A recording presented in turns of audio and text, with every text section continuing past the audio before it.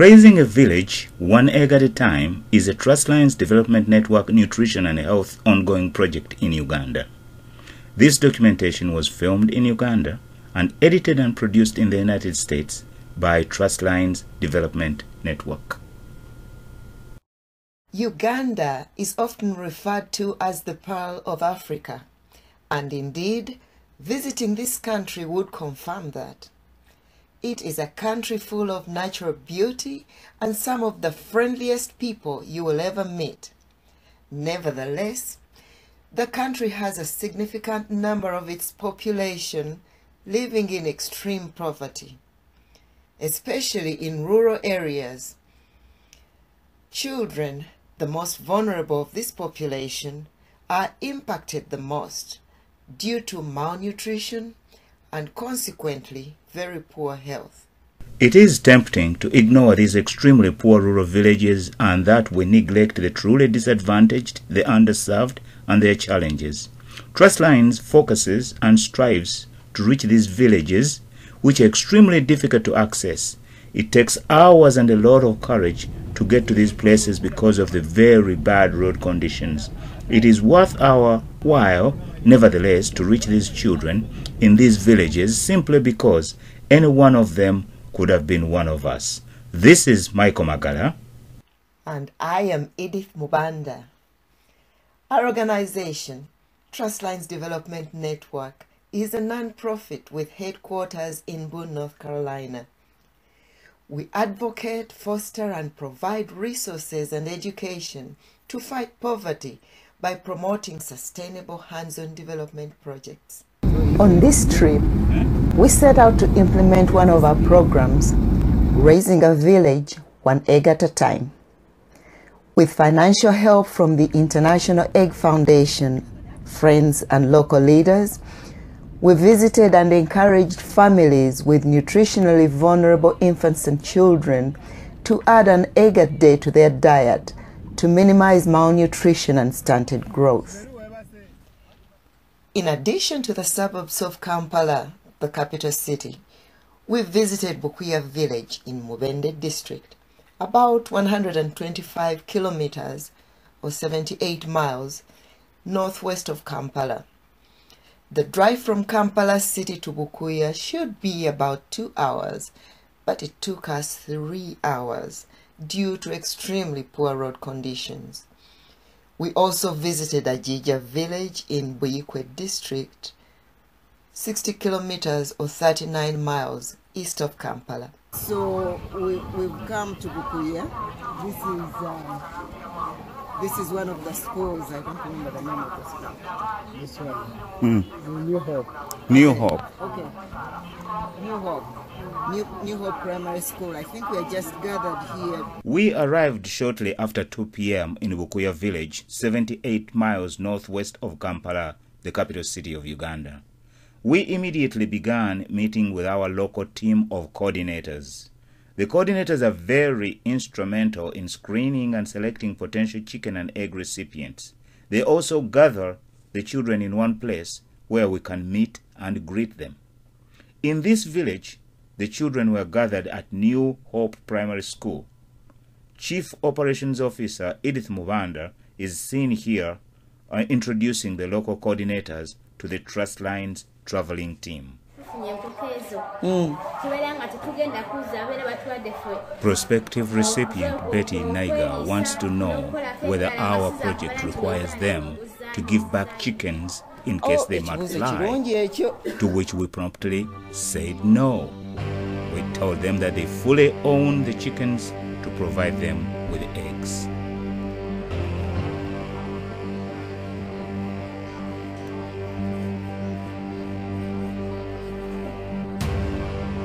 Here, Mr. Polycarp Chiberu emphasizes to the recipients that it is their responsibility to look after the chickens and they have to feed them and to look after them without waiting for the adults to help them.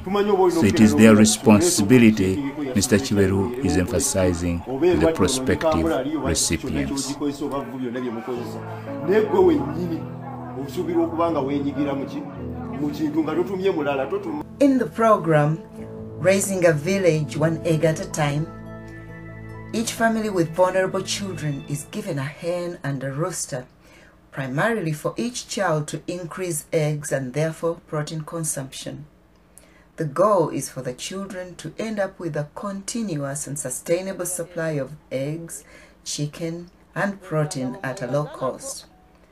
This method of self-sufficiency not only improves health through high-quality protein, but it also reduces perpetual dependency on food aid. The chickens provide eggs for immediate nutrition and sustainability when the chicks multiply. The Trustlines local team and village leaders facilitated the implementation of this program. Executives from Trustlines Development Network personally delivered the chicken, eggs, and starter chicken feed to 3 different villages. Local chicken suppliers were used to provide education and technical support to the children. The parents, guardians, and caretakers were amused at our emphasis that the children are the principal owners of the chicken and therefore eggs. They honored it and agreed to help the children.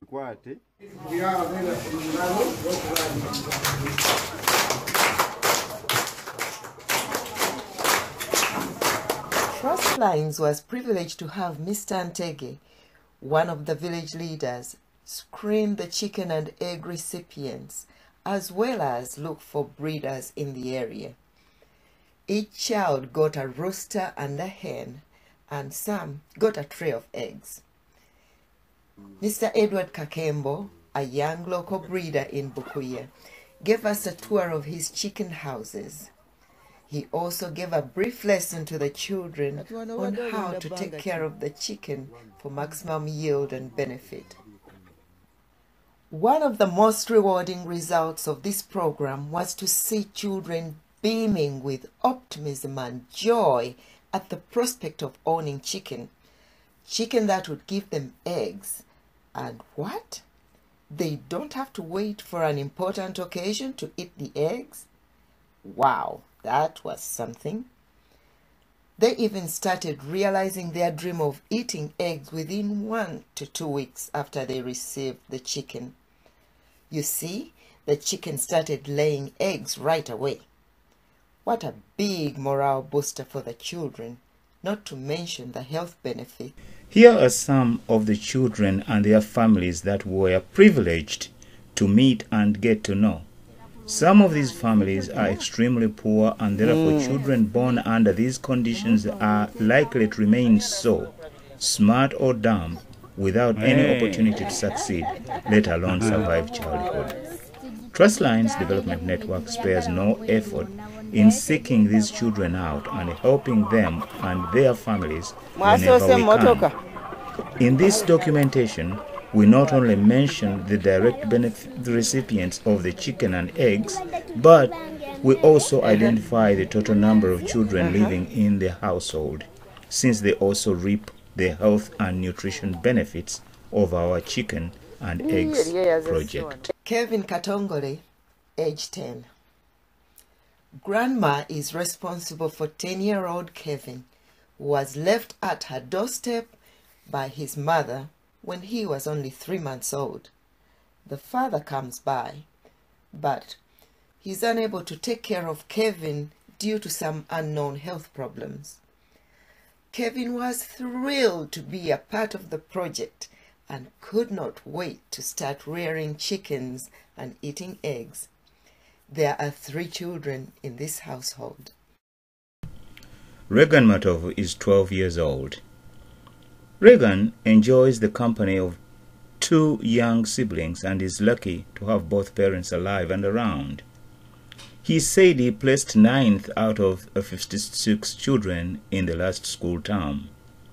At this, his dad shrugged and chuckled and said, "I'm yet to pick up the report card to see that for myself. But first I must sell my bricks to clear a tuition fee balance from the last term, and then get the report card." Regan knows the family financial dilemma very well and does not sit around waiting for it to improve on its own. He does odd jobs on the village to raise money for his fees. When we dropped by to discuss the chicken project, Reagan proudly showed us the sweet potato garden he had planted himself to sell for school fees. He was delighted with the idea of children in the family eating eggs and whenever they wanted. There are 3 children in this household. Slivia, age 9. Slivia's days are rather hectic. She wakes up before dawn and starts an open fire between 3 stones to boil water for breakfast tea. No milk, maybe a spoonful of sugar if she's lucky. Leftover corn on the cob or cassava would go well with tea, if indeed some was left over from supper the night before. She washes dishes, sweeps the house, the yard, and serves her 80-plus-year-old grandma some tea. And she gets lunch and supper started as well. She fills a plastic bag with what she will use during the day. All that before 7 a.m., since she needs to be at school by 7. Slivia makes a mental note of afternoon activities. There is weeding the garden, fetching water from the well, washing hers and grandma's clothes, getting food from the garden, planting more if there is time, preparing food, doing chores for neighbors to earn money for her school fees. Okay, later she will add more items. Now, this list of chores is long enough for most women, but this is no ordinary woman. She is none other than 9-year-old Slivia Nalukwago, taken on by her grandmother at 2.5 years old when her mother died. No one knows who the father is. Her grandmother is disabled and can no longer take care of Slivia. So now Slivia is solely responsible for her grandmother at such a young age. In fact, it was grandma's idea for Slivia to do chores for school fees.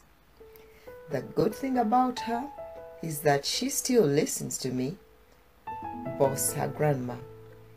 Slivia hurries back from school to check on grandma before doing homework. If she did not do it in the morning, that is. She weeds the garden and then does chores for the neighbors to earn money. Slivia beams with joy and pride when she talks about her new role of rearing chicken. She reports her hen to have laid at least 12 eggs in 2 weeks. Slivia is the only child in the house. Although most of our chicken and egg recipients are not orphaned, they have insurmountable challenges of one kind or another, making them ideal beneficiaries for our chicken and egg project. Timothy, age 6, Joyce, age 9, and Austin, age 12. Timothy, Joyce, and Austin are siblings whose hopes of eating eggs regularly were raised 1 year ago, only to be dashed when the hen and rooster they received both died. They were among the 10 families who lost chicken from the pilot project. We later learned that the chickens were already sick when we gave them out. The children are already enjoying the eggs from the replacement chicken that they received.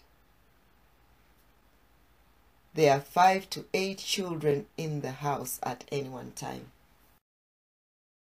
Natalie, age 9, Ryan, age 6, Michaela, age 3. Natalie, Ryan, and Michaela's parents, who say they live hand to mouth, welcomed the improvement in their children's diet by eating eggs. The mother sees this chicken project as a way to introduce practical work to the children away from schoolwork. It keeps the children busy during their free time and instills responsibility. After overcoming fear of the chicken, Natalie cleans the chicken house and feeds the chicken. Ryan prefers to collect grass for the chicken. So far, Michaela just enjoys bossing the older siblings around as she enjoys the eggs. Fried, please, she says with a smile. There are 3 children in this household. Aliva, age 13, Juju, age 11, and Nalwoga, age 6, like doing things together, and it shows. Paternal grandmother, Betty, who calls herself advanced in age, primarily takes care of the children due to the parents' unstable job situation. Grandma makes sure that the children get their eggs regardless of where they are, even when they're in boarding schools. These siblings are the showcase for creativity in taking care of the only surviving chicken from last year's pilot project. The children must watch their hen all the time in case it gets stolen. Sometimes they even put it on a leash or cage it to protect it. They named their chicken Alinjuna by combining the first 2 letters of their names. They are not yet tired of eating their eggs boiled or fried. Egg omelette sandwiches are the most recent favorite breakfast item. There are 3 children in the house. Gerald, 11, Jesse, age 9. Gerald and Jesse's parents are struggling just like other parents. They hope to make a business out of the eggs someday. The children want their eggs fried. There are 4 children in this household. Anisha, age 4, and Martha, age 6. These children's parents are also struggling to make ends meet and welcome the idea of children getting more protein from eggs. Perhaps they can make a business out of the hens too someday. They have 7 children in the house to feed. Rachel Nagai, age 5. Rachel is no longer idle when she wakes up. She cleans after the chicken, provides food and water, and is very excited about the birds. She looks forward to beginning her days and has enjoyed her eggs tremendously. There are 4 children in this household. Fabio, age 6, and Facilda, age 4. These children cannot wait to eat the eggs. Fabio not only cleans the hen house, but he lets them out in the morning to fend for themselves and delights in chasing them straight back into their hen house when evening comes. There are 7 children to be taken care of in this household. Ukasha Kajimu, age 10, and Dale Gracious, age 14. The parents who describe their economic situation as very bad believe the chicken project will instill responsibility and build good character in their children. There are 4 children in the house. Dale Gracias, age 5. Bubbly Dale Gracias and his 2 siblings are being raised by a single mother. Dale did not wince at all when we brought the chicken. He acted like he had been around hens all his life when he did not hesitate to hold his chicken. There are 3 children in the house. Gladys Namboze. 3-year-old Namboze was abandoned by her mother in the suburbs of Kampala at great-grandma's house when she was only 8 months old. Now, great-grandma already has 7 grandchildren to take care of and is really no longer physically capable of tending a garden to grow food for all the grandchildren. So, she buys food using inconsistent tenant income. Great-grandma welcomed the extra protein from the eggs the chicken would lay for the grandchildren. There are 7 to 10 grandchildren in the house at any one time.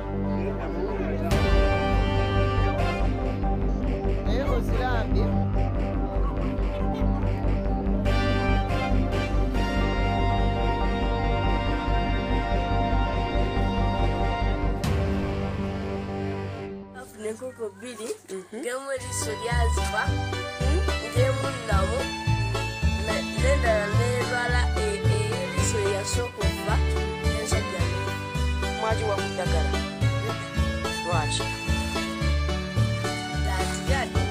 lwaki temwagamba maama n'agula eddagala oke kati no munagirabirira tewakola ki waliwo eddagala lwaki temwagula siwatusi kale kati no munagirabirira bulungi aha mutya mmere ki